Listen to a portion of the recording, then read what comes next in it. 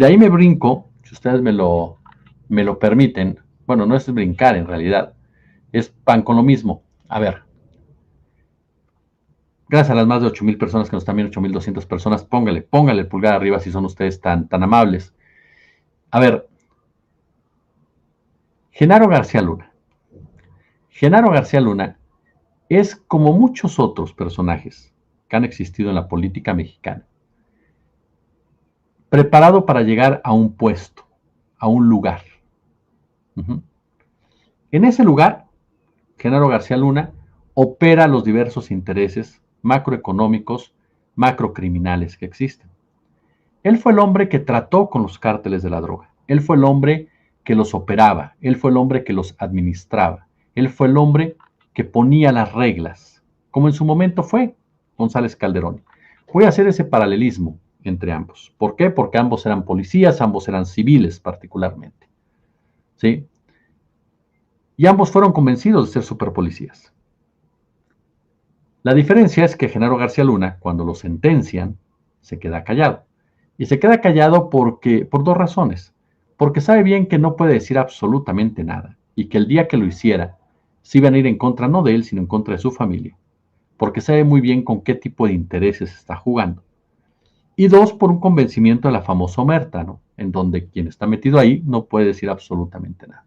González Calderón, y a diferencia de este García Luna, pues había decidido hablar y le metieron un plomazo en la cabeza.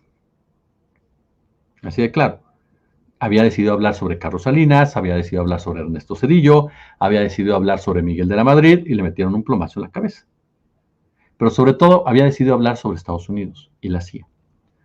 En el caso de García Luna, si Estados Unidos realmente quisiera combatir todo esto, pues García Luna es perfecto, porque él operó a los cárteles, administró a los cárteles, y era el contacto con los Estados Unidos, era el contacto con la secretaria de Estado, Hillary Clinton, era el contacto con la agencia, con la DEA y con la CIA, con el FBI, con la TF. Él era el contacto con todos ellos. Entonces, si tú realmente quieres acabar con el narco, habla con García Luna. Ajá. Pero tú sabes perfectamente que no te interesa acabar con el narco. García Luna, cuando el juicio de García Luna se iba a poner bueno, ¿no? Que íbamos a empezar a hablar de los dineros de García Luna, el juez lo paró en ese momento, recordando que había otro juicio, el cual tenía que correr su propio tiempo.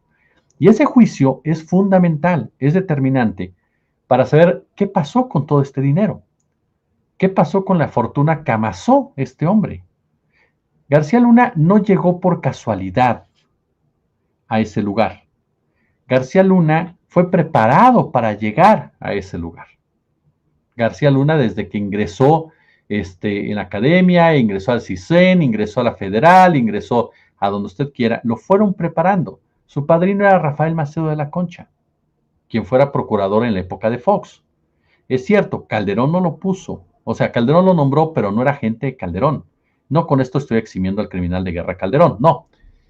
Pero lo recomendó Marta Sagún y lo recomendó Macedo de la Concha y lo recomendaron empresarios, que ahora no dicen nada, pero que en su momento los Slim, los Salinas Pliego, los Larrea, los Harp, los Bayeres estaban fascinados con la opción de García Luna como secretario de Seguridad, por toda la campaña mediática que se había hecho incluso alrededor de este personaje cuando estaba al frente de la AFI y sobre todo cuando participó activamente en la liberación del secuestro de Harp. Y por el apoyo que les dio en las minas para reprimir a los activistas, por citarle dos casos emblemáticos que lo acercaron muchísimo con los hombres del dinero. Si a esto le agregamos la amistad que García Luna tenía con Julián Slim, el hermano de Carlos Slim, Julián Slim, quien era integrante de la Dirección Federal de Seguridad, la amistad que tenía García Luna con el hijo de Julián Slim, el caso de Héctor Slim, que incluso García Luna le dedicó un libro, pues nos topamos con esa cercanía. El grupo de Slim fue de los más beneficiados durante la época de García Luna en la Secretaría de Seguridad con negocios a través de esta plataforma que supuestamente servía, ¿no?, para combatir al crimen, la plataforma México. García Luna tuvo muchos negocios con Televisa, con Televisión Azteca, haciéndoles ganar mucha lana en cuestión de publicidad oficial, series de televisión en el caso de Televisa y demás. Es decir, fue un hombre muy apoyado por los empresarios. Fue un hombre que al crear su empresa de seguridad tenía de su lado a los políticos, a los empresarios y a los militares. Una empresa de seguridad en donde aparecieron agentes de la DEA, exagentes de la DEA, esta familia Weinberg, que te habla precisamente del lado judío, por decirlo de esta manera. No, ese lado en donde está otro cuate, García Luna, que participó directamente, directamente en todo el caso de Vallarta Cassés, no, el famoso Tótem, ahorita me acuerdo de su nombre, y y que está metido ahí también, o sea, todo ese grupo, y todo ese grupo aparte, instrumentalizó el secuestro, oficializó el secuestro, ajá, oficializó el secuestro y lo hizo un negocio oficial, de la mano, insisto, de todos estos involucrados. Margolis, muchas gracias a las personas, Francisco Sáenz, gracias, caso de Margolis, ajá. Instrumentalizaron todo eso y lo hicieron un negociazo, por eso tienen gente inocente en la cárcel, como los Vallarta. Pero García Luna, a final de cuentas, era un hombre que hizo muchísimo dinero de la mano de otros que ganaron mucho más que él con eso y que también lo utilizaron, no porque es una víctima, pero lo que voy siempre, ustedes lo saben, es que siempre hay alguien arriba de ti en ese terreno. Felipe Calderón, dicen periodistas muy respetados, que al menos que yo respeto mucho, no era el jefe era García Luna. Yo sigo creyendo que García Luna en realidad su jefe pues eran las agencias norteamericanas, que son las que controlan todo el tema del narcotráfico en nombre del gobierno norteamericano. Y que de ahí venía precisamente esa idea de que Felipe Calderón no era su jefe. Pero Felipe Calderón era su superior y era el que tenía el contacto político. Y era el que sabía lo que pasaba, porque aparte de todo, García Luna y Felipe Calderón eran amigos. Eran amigos, tenían relaciones personales, salidas personales, fiestas personales. O sea, compartían tiempo personal, eran amigos. Y por lo tanto, no puede decir Calderón que no sabía. Pero bueno, siempre lo va a decir porque de otra manera pues se va al bote. García Luna entonces es un personaje que une muchos intereses, ¿se da cuenta? Políticos, militares, empresariales. Es un hombre que esto le dejó un dineral. Pero ese dinero lo consigue a través de una empresa que lleva a acuerdo contratos y convenios con otras empresas más grandotas que ganan con la violencia. Esa violencia, usted piénselo, si hay agentes metidos a una empresa de seguridad, agentes de la DEA, ¿no les conviene que haya violencia en un país para hablar de que su empresa de seguridad puede ayudar a ciertos sectores a cuidarlos? ¿No le conviene a los fabricantes de armas? ¿No le conviene a los fabricantes de pertrechos? ¿No le conviene a los fabricantes de balas? ¿No le conviene a los asesores en materia de seguridad? ¿No le conviene a los que desarrollan los chalecos antibalas? ¿No le conviene a los que desarrollan los blindajes? Le conviene a muchísima gente. Es muchísimo dinero el que se mueve a través de la seguridad. Y García Luna hizo negocio con eso, pero él no hizo negocio solo. En el gobierno de Enrique Peña Nieto hizo negociazos con el gobierno de Peña Nieto. ¿Quiénes estaban metidos en el tema de la seguridad? Miguel Ángel Osorio Chong, Salvador Cienfuegos, Jesús Murillo Caram, la Secretaría de Hacienda. Es decir, es un caso en el cual Genaro García Luna involucraría a toda una administración priista. Amén de los panistas, ¿no? Que están embarradísimos. Por eso cuando te dicen, es que tiemble López Obrador, dices, ¿por qué va a temblar López Obrador? Ajá. El que tendría que temblar si hablara algún día Genaro García Luna, además de Felipe Calderón, es Peña Nieto. Y es todo el grupo que le permitió a este hombre hacerse lo que hizo en México, porque Estados Unidos, claro que la gente de la DEA, incluso el propio Terry Cole, que actualmente es el director de la DEA, no le conviene que hable Genaro García Luna. Ya le va el dato, para que se dé cuenta nada más.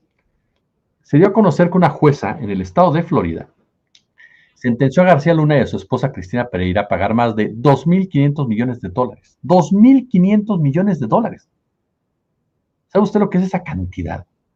El exsecretario de Seguridad Pública ha sido demandado por la Unidad de Inteligencia Financiera, la cual lo señala por obtener recursos del Estado mediante actos de corrupción.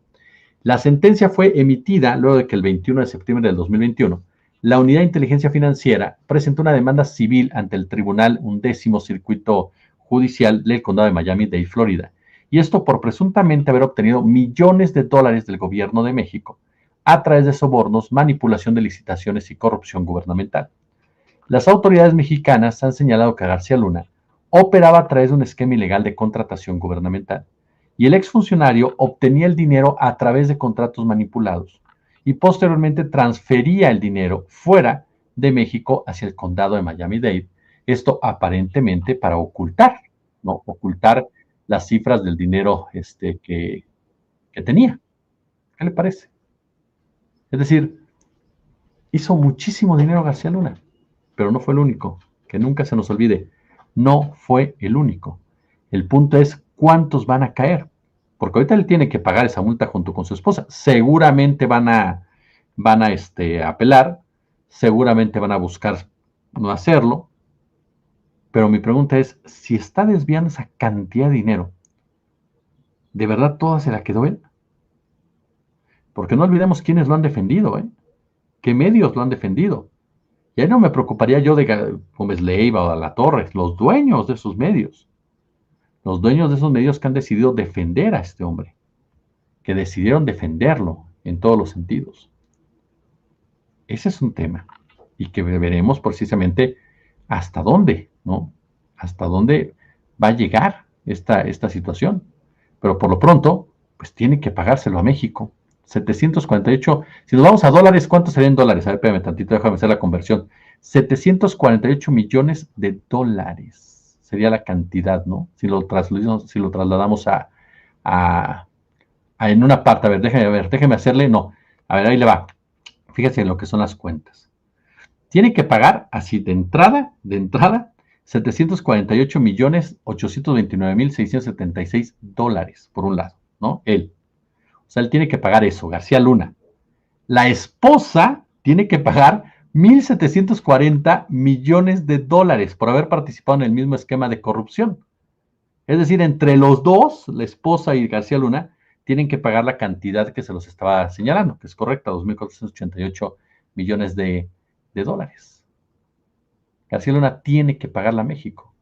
Ojo, García Luna perdió por default. Eso me llama mucho la atención. Mucho, mucho la atención. ¿Por qué? Porque él nunca respondió a la demanda. Nunca.